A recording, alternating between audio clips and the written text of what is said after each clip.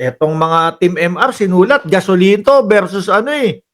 Nakalagay doon sa kasi kami mga bossing may materials kami kada ano, kada po topic. Ano? Sinulat nila gasolito versus Congressman Dan Fernandez. Nagngingit-ngit ho kasi mga bossing si ano, Attorney Topacio. Oh, kay Dan Fernandez mga kababayan. Ayan, nagpapaliwanag si Jordan G. Perdito Pasio. Pero ang sinulat ho nila, gasolito versus ano, Congressman Dan. Pakinggan nyo ho, mga kababayan. The fastest way, he was addressing.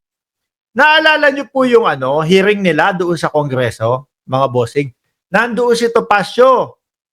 No, nasa likod si Topacio ni Cassandra Leong, mga bossing. Tapos sinabi ni Dan Fernandez, alam mo, Cassandra, yung mga lawyer, pinapahaba niyan ang kaso. Bakit? Para bayad ng bayad ang kliyente. Ay, yung sinabi naman po na yon ni Congressman Dan Fernandez, mga kababayan, nangyayari po, no? At marami pong mga lawyer na gumagawa ng ganyan, mga kababayan. Yung tipo bang, wala, sige, tuloy lang. At least, kada appearance, magkano kada appearance kayo? 5,000 minimum? O, kada appearance pa lang yun, ha? Habang nag-a-appear, syempre mahaba. Habang umahaba yung kaso, syempre, appear, appearance. 5,000. Minimum lang ho yun, mga bossing. No? Paano pa kaya? Yung mga overrated.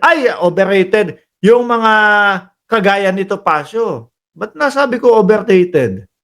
Ay, hindi kasi ano, di ba? Tignan mo naman yung mga kliyente niya, halos parang puro talo din eh. Oh. Pakinggan ho natin mga bossing yung ngit-ngit ni ano, Gasolito. Ni ano, Attorney Topacio nga. Sorry, Attorney Topacio kasi sinulat nila na Gasolito daw versus Kong Dan Fernandez eh. O pakinggan nyo. Ito si Dan Fernandez, sabi niya, ito, verbatim quote to, maiksi lang po ito. Please bear with me. Sabi niya, we are giving you the opportunity. The fastest way, he was addressing my client. Here kasi in aid of legislation kami. But of course, certain lawyers, no, law firm, siyempre gusto nila mahabang proseso sa korte. So, certain lawyers daw po, mga kababayan, no? Di ba? You know that. Because ano yan, may bayad ng lawyers di ba? I want to give Miss Cassandra Lee this Republic Act 6981 para for her to contemplate while she is in our custody. Kasi, basahin mo mabuti ito. We are helping you. Huwag kang maniwala sa lawyer mo. I mean, let's face it.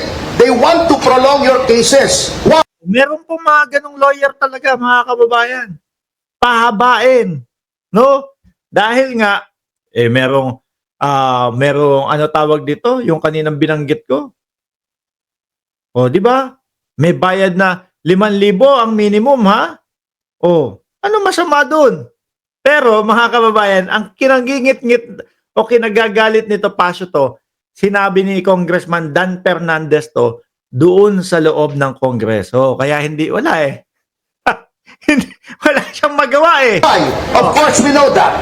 Kaya si Atty. Topacio, alam mo naman si Atty. Topacio. So now, it's our time to get even. Can you imagine using the legislative bully pulpit to get even? Pahabain niya ng kaso para makuha niya lahat ng pera mo. That's why... Ko, sakit. Nare-real talk sa loob ng Kongreso, mga kababayan. Wala siyang magawa dyan. Ano? Pakinggan nyo kung bakit wala siyang magawa. I challenged him and I challenge him again. Dan, huwag kang magtago dyan sa likod ng parliamentary privilege. Ulitin mo yung sinabi mo rito. Ulitin mo sa harap. Napansin nyo si Atty. Topacio? Napapansin nyo din kung sino yung mga kliyente ni Atty. Topacio? At napapansin nyo din kapag kayong nag-start na sila doon sa mga tawag dito, pagdinig. Ako ang pansin ko, mga kababayan, bigla akong naglalaho No? Bigla ako, kagaya ni Tebes. Biglang nagtago. O sino pa? Kibuloy, kasama din siya dyan sa ano. Kasama, kung di ako nagkakamali, di ba? Kasama din si Topacio sa legal team ni Kibuloy. O ganun din ang nangyari. Sino pa? Kung sino pa dadagdag dyan? ko, tignan natin kung ano mangyayari. Duwag eh. Ayaw magsalita pag nasa labas, nagtatago doon sa privilege niya. I challenge him again. Dan, harapan. Sige, sabihin. Malamang hindi napansinin ni Congressman Dan Fernandez yan, mga kababayan. No? Hindi napapansinin yan.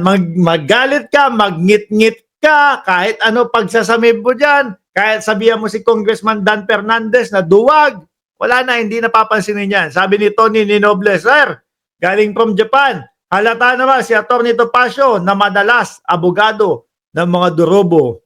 Sabi, pambansang nanay survivor, nagwi-withdraw, Denise Cornejo. Sa harap ko yan. Huwag ka namang matakot sa akin. Ang liit-liit ko. May problema pa yung tuhod ko. Pero, ulitin mo sa harap ko. Huwag yung nagtatago ka dyan. Tapang-tapang mo pag nasa kongreso ka eh. Ayan, hinamon na ni Atty. Topacio. Nangigit-ngit to. Wala siyang magawa ho, mga kababayan. May katanungan yung ating media friend. Okay, may katanungan pa? Okay lang yung profile yung It's on its way. Ito ay, kasi kailangan ito, padalan pa yung tanggapan ni Congressman Fernandez bago i-file sa Ethics Committee. But pinirmahan ko na to, nanotaryohan ko na, pinapasok ko yung in-house notary namin ng alas 8 ng umaga para pag pinirmahan ko, Nasaktan si Topacio, mga bossing, di sa sinabi niya, si Atty. Topacio. Pera lang ang habol niyan sa'yo. Nasaktan, mga kababayan. sumpaan ko, and then he's the one on his way. Attorney Rafael Antonio Andrada will be the one to file this. Hindi naman po kailangan Hindi, ako lang ho, mga kababayan. Ito, tanong talaga to. As in, tanong na hindi ko alam. No? Kung ano yung sagot. Kasi ho, mga kababayan, napapansin ko naman doon sa mga kliyente ni Atty. Topacio, mga bossing, halos lahat po talo. No? Yung kay Tebes, eto nga, sabi ng Department of Justice, konti na lang, papauwiin na si Tebes. O sino pa ho ba? Yang sila Kibuloy ho.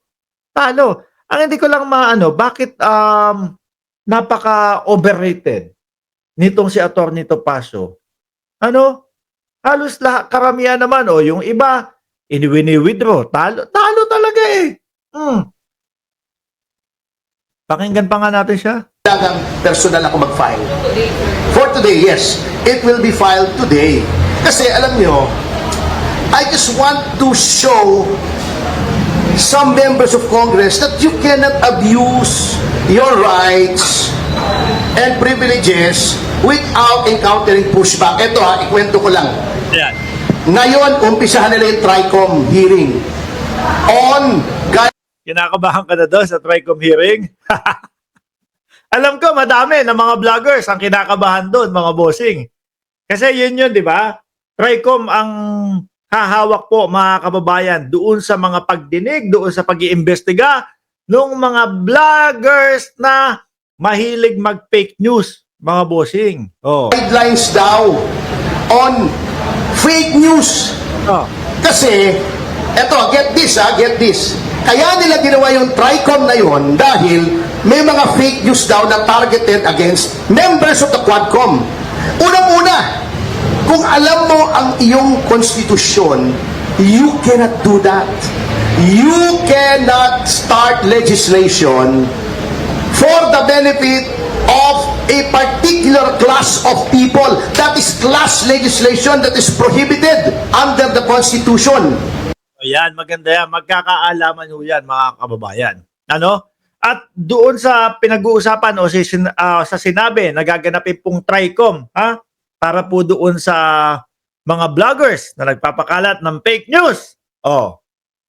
Iaano ka namin dyan. Tawag dito, i-update ho namin kayo dyan, mga kababayan, kung anong mangyari. Kung ako makita nyo doon sa loob ng Kongreso, di ako, no? Kung sino man ang makita natin, basta lahat ng pag-uusapan, ay maganda yun. Masarap mambardagol, yung mga sasagot ng mga vloggers na, hindi naman po ako nagpe-fake news ganito lang po. Kasi pinost po kasi ni Ngalbo yun. Tapos Ni-repost ko lang din po. O yan ang mga ano natin. Aabangan natin mga kababayan. Diyan sa TRICOM na yan. Malapit na, no? Meron na bang date yan? I-ano nyo nga ako. I-update nyo ako about sa date nun. Anyway,